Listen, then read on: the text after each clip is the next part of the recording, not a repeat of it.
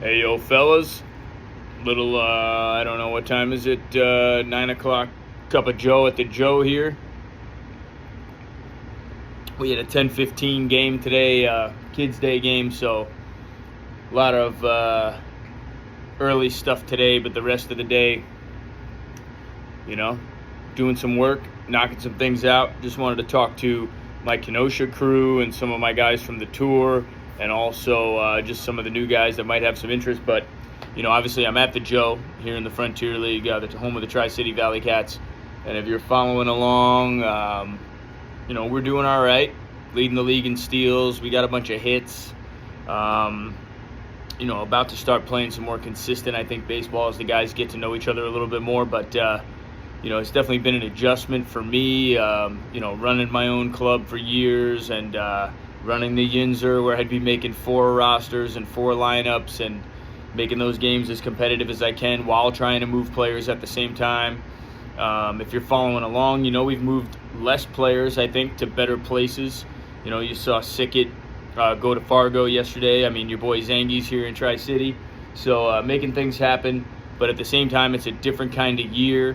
As it always is. It's always changing. It's always, and for new guys that have inquired and guys that want to know kind of what we do, I think the summer is the hardest time. Spring and summer is the hardest time to latch on with us because there's such a misunderstanding of what is actually going on. And, as I've told my guys, this year especially, I think 23 was a year of understanding. I wanted the guys to understand really why they're doing what they're doing, the industry that they're in, that they're getting into, and, what to look for in the future. And not to kind of try to see the future, but to understand the path that it's actually going to take. So when guys who had never been with me on the tour before or been in the Yinzer had just got to the tour, there was a lot of like, yo, Joe, I understand why you're like this. Oh, I get why you are the way you are. Or now guys have, been with me either here or other pro teams and saying like they finally got signed, like, yo, I do understand why it is the way that it is in Florida. A lot of guys have only been with me in Florida, haven't seen the tour and haven't seen the other stuff, then maybe that's why you don't understand why it is the way that it is in Florida. And if you're joining like on the tour, and there's a lot of loyalty and there's a lot of guys that perform very well for me all year round, that we give, opportunity to on the tour because they've deserved it. But at the same time, you had guys like Bacon and Bocchino and Velasquez come in on the tour this year and do a tremendous job for us and really play their ass off and kind of steal some jobs. So, as always, the Black Sox, very competitive. Kenosha Kings, very competitive.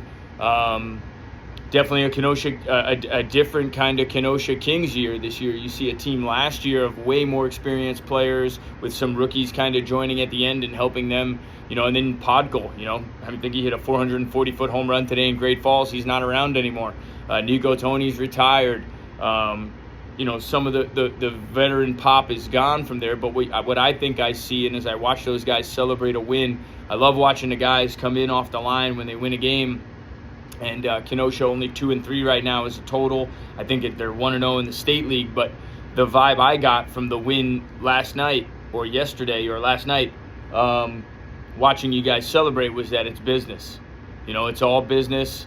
It's all business till you get signed. It's all business till we win a championship over in Kenosha or I guess a Wisconsin State League championship. I guess we won the Class A tournament last year, but I want to win the championship in that, especially with this group that I think has been, most of this group that we have in Kenosha this year has been through Florida. They've been through the tour, some of them more than once. Some of them have played in the Yinzer before, so it's kind of a different look playing in the summer this year. And, that Kenosha group, I just saw some attitude with Howie and Penzetta and Bouge and some of those guys, and it's not even herd time yet. It's not even, Toledo time. It's not even some dudes that are come in and run all over the place. So, when that starts happening, stay within yourselves always, celebrate the wins, but I do like the way that it's all business. I'm not a guy that really likes having too much fun until I think fun is deserved. I've been in a lot of championships. I've been in a lot of playoff runs. I've been in so many playoff runs per season as a young player when I was coming up, because to try to play back then was get on 100 teams. It wasn't, go to some showcases and whatever. And so I've been through so many coaching and playing playoff runs that, you don't want to get too high with yourself early. You don't want to get down on yourself either, but you don't want to be celebrating when there's no reason to celebrate. You win a few in a row, good, put it on them. You're not good enough. You're not signed, and we don't have another ring. And right now we got a sub 500 record with Kenosha. So I expect you guys to, even when we are winning, doing what we're supposed to do. You're playing in men's leagues in New Jersey and Chicago area that are very good, but still the wannabe professional player should be above, should rise above. The standard should be above.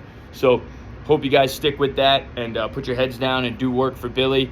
Congrats to Billy on his first couple of wins as a manager over there. I know it's not easy without me, without Reith, without Cole, without help. And I give Billy a lot of credit. And I also want to give all of our coaches credit. Aaron Brill is, I think, in his second month in the Atlantic League right now with Charleston. Owen Reith is with the Chicago Dogs in the American Association. I'm pretty sure Bombalis just joined a Frontier League team. I'll make sure it's all official before we let you know about that. Obviously, I latched on over here kind of last minute. It was not planned at all. I had earlier plans this year to be in, maybe some other places, and didn't work out. So just kind of got the call in the Atlantic League and decided it would be, or when we were in the Atlantic League Tour games, and decided it would be, a good route for us and our guys. And, for what I need, I think a change of pace kind of.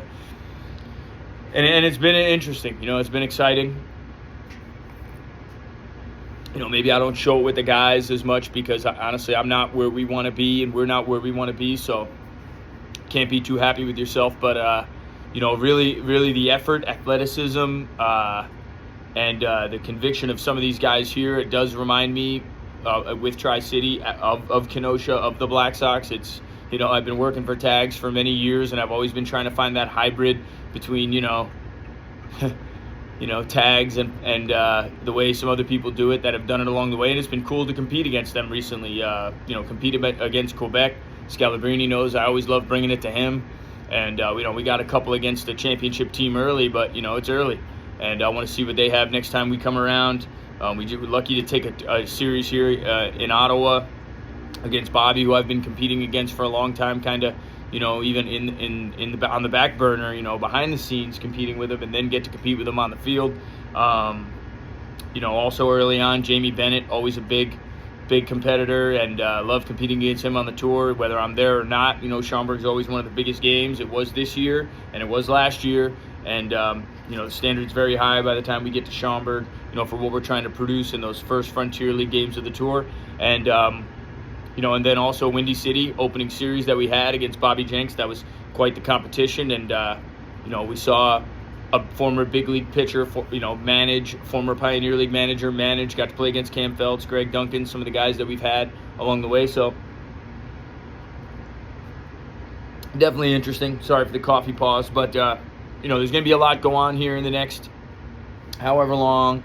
And we're going to be doing workouts here in the Northeast, in New York and Jersey in this next couple weeks here for Black Sox guys, not for Tri-City guys. I'm not going to be working guys out for this team specifically. I'm just doing, my service that I provide to all the teams that we work with, and maybe we'll grab some guys here when there's a need. But pitching staff has done, phenomenal. We have not, I don't think we've gone through one position player yet. The guys are really, like our guys and like Black Sox guys, like Kenosha guys. It's funny. Extremely high standard for preparation, extremely high standard for physicality and what you bring when you show up to spring training, I think also if you look at our Black Sox guys that are succeeding in Kenosha and, who did succeed on the tour and in the past, we have a lot of guys in Florida right now that could get off the couch in Florida and play. I know they're not on the couch, I know they're working, but, there are a lot of guys that could sign and play in leagues right now, and that wasn't the case in the past. Less guys could be home on the couch and get signed. And now, I got McDade waiting in Texas. McDade's going to go, and he's not playing with anybody right now. So, and there's a lot of situations like that we just haven't had before. Aaron Beck is in Indiana. Aaron Beck's a great player. He could sit in Indiana. The phone's going to ring. There's not too many 6'7" left-handed hitters, lurking, prepared. And I know he's going to go get his at-bats and get ready. Some of the other guys that we've had released, I know Roberto McCurdy staying active, Decker staying active. And that's the other thing that we do provide is if you do get clipped, if you are around, if you need to do the next step, take the next step, take it with us. And that's what I'm trying to say about the summer.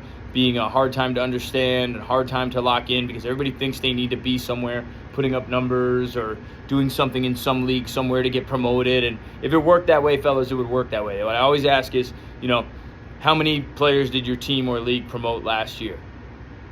That's it. How many have they promoted so far? That's all I can really say. And I think a lot of guys, man, I've been, repeating myself a little bit lately, but I think 24 is the year of the Graham. 2020 was for you. 21 was for us. 22 again was for you. 23 was for me. 24, year of the Graham. But too many guys playing for the Instagram. That's the truth. I've given guys my most, my deepest heartfelt, conversations. I've said, like, I just think, you're in it for the wrong reasons and you got to play to win. Get on my brother's team and make it through a season. Get in Kenosha and make it through a season. Come here and work out or whatever, but scrap that other stuff that you think that it is, and because it's not. And, you see which directions guys go in, and, it doesn't mean we're not going to try to help them, but it does make it harder. And, I think going forward, we're going to change things up with how we do things in Florida, how we do things in the offseason, all the things that we do to prepare. There's definitely going to be more of a league feel in Florida throughout the entire offseason that's a little more exclusive and a little more elite.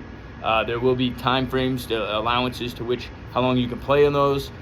And there are going to be managers and teams running those the entire time through to see players and sign players, because I think that's beneficial, and it hasn't been the last few years. It really hasn't been until the managers turned over into what it is now and who's actually looking for the players and how they're signing them. But also, I think the preparation of it, I think you guys need, a more routine, because what happens is when you go, and you see it here with what we do in Tri-City and also Kenosha, it is fundamental baseball, baby. It's base running, it's defense. If you could hit it out of the yard, you're probably already signed. So, I think a lot to the preparation and how we're going to change things up next year in Florida. So look forward to all that stuff, man. Look forward to grow. Look forward to keep going. By no means am I tired. Maybe of certain people, but, not of this. And, being here and doing this kind of, I hope you guys see that, we could have done this anytime. Cole and I and Reith, we could have managed, we could have coached the last few years wherever we wanted, and didn't, to do the Yinzer, for the guys while it was strong, and to promote the guys and do what was right. And I hope you guys can appreciate that for what it was and what it is, because these guys know that, and I know that if we keep it going this way and we keep doing the right thing, good things are going to happen for you guys. The next thing is going to always happen for you guys. So, keep it going, Kenosha, baby. I know I'm not there, and I know I haven't seen some of you guys in a little bit, and some of you guys that are home, maybe communicate a little better about, like, what you're thinking, what your plans are. Blow me up, call me, look at the Tri-City schedule. If we're playing, I'm probably on the field, and just to get an idea, we show up tomorrow at 1 o'clock, I think, 1, 2 o'clock for a 6:30 game. We're getting done at midnight, baby. So it's similar to the Yins, the Yins were earlier days, we were done earlier. These are a little later days, and they take forever, but wouldn't have it any other way. So, just stay on me, call me, text me, whatever it is. Reach out to Reith, reach out to Zangi. Obviously, he's with me. Don't blow him up too much. Don't ask him too many questions. But specifically, we are looking for some catchers. I've got 3 catchers left in Kenosha. Don't know if I have one in New Jersey. Obviously, Zangi signed here, so maybe some young guy that wants to come help catch bullpens in the Albany area, or when we're on the East Coast for Rockland, Jersey, Sussex, those things. Hit me up, contact me. But also, some middle infield guys, I'm pretty sure Howie and Bacchino and some of the guys, Dezel, Desai's playing in the IBL, pushing them, something's going to happen. But when it does happen, I want to have the next guy up kind of ready. And, some guys on the tour did a really great job. I can't name all of them right now off the top of my head, but just guys like, Fernandez that I didn't know would make it all the way out to the Pioneer. Maybe, Denver Blinn, who popped up out of nowhere, played his ass off, created a bunch of runs. Howie Rodriguez for really staying and becoming the professional hitter that he has and professional player that he has, did extremely well. Homers from Big Plash Man, big games from big people, and also, just the poise of the entire program, the entire Black Sox team going through and doing what they did. I give you guys a lot of credit. I do, especially with me not there, especially with certain guys, Reed not there the whole time. Bob Bayless did an excellent job taking you guys through. And even in that Pioneer League, it's not so much about winning all those games. It's impossible at that point how banged up and how light you are. But the poise at which you have your at-bats, the professionalism which you have your at-bats, your losses, take your lumps, but also your barrels and your knocks and your base running, all is so crucial. And, I saw all of it, and there are a lot of things I questioned. Why did this guy try to stretch this into a double? Why did this guy get thrown out here? How good is this kid's defense compared to this guy? What's the base running like for this guy? Do you compare him to like a Derek Reddy, or is he more of like a, I don't know, but that really is the conversation with us and what it is, and it's really about being detailed when it comes down to it, to getting players signed. So I hope you guys understand that. And, ask me, boys. Ask me. Sometimes it's like Joe's in a bad mood. Joe's a fucking winner, and, I'm not happy till the job's done. So, obviously I hate baseball. I think you know that. I think I like beating the shit out of people, and that's about it. And, stay on me, boys. Sometimes maybe I need a phone call from you too, and you're not the only one that needs a phone call from me to smack you around a little bit, all right? So I'm going to enjoy this coffee, see if my wife will answer. Nice chatting with you.